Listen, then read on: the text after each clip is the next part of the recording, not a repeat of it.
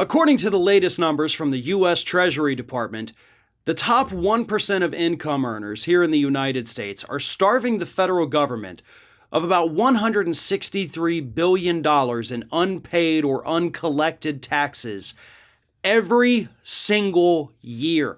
$163 billion per year.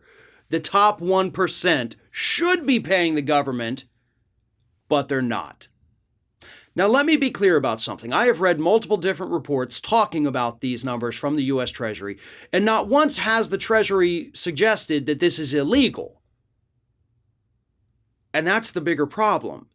This isn't illegal. This is totally 100% legal for these top 1%ers to do this. And they're doing it by taking advantage of loopholes that only exist for people who make that much money.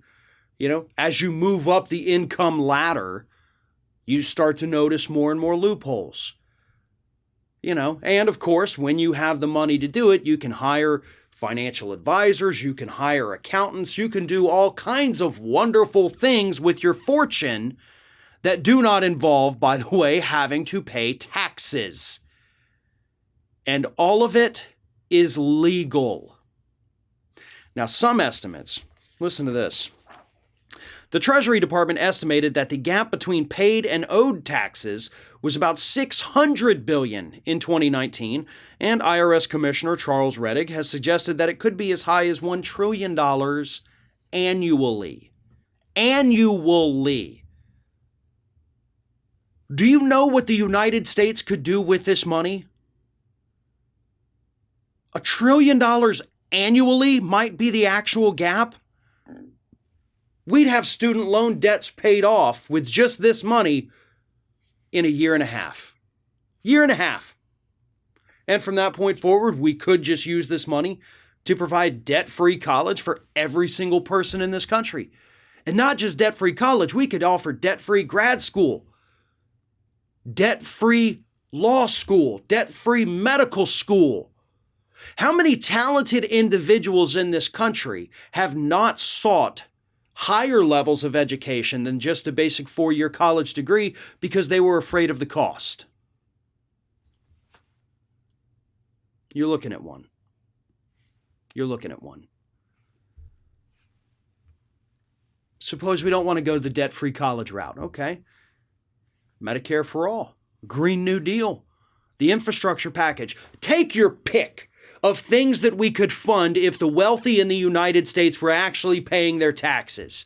And sure, some of those programs, you wouldn't be able to fund it entirely with the tax gap, but you could pay for most of it, and that's the point. For years, the Democrats have been trying to get more money to the IRS so that they can conduct the audits of the top 1%, because right now, it costs a hell of a lot more money to conduct an audit on a member of the top 1% than it does your average income earner making $40,000, $50,000 a year. You can put one person on that working a couple of hours. But to audit these people with all their write-offs, all the loopholes, all their, other entities, all their assets, that takes a team and it takes a hell of a lot of time, and the IRS does not have the resources to do it because that's how Republicans designed it. They intentionally starved the IRS so they wouldn't have the money to go after their wealthy donors, and this is the predicament we're in. We keep being told by Republicans and some Democrats like Joe Manchin, we don't have the money to do these things. We can't saddle our children with all this debt. Well, guess what? The Treasury Department is telling you right now, we don't have to saddle anybody with debt. All we have to do is get the top 1% to start paying their fair share. Thanks for watching, and don't forget to like, comment, share, and most importantly, subscribe to our channel for fresh content 7 days a week.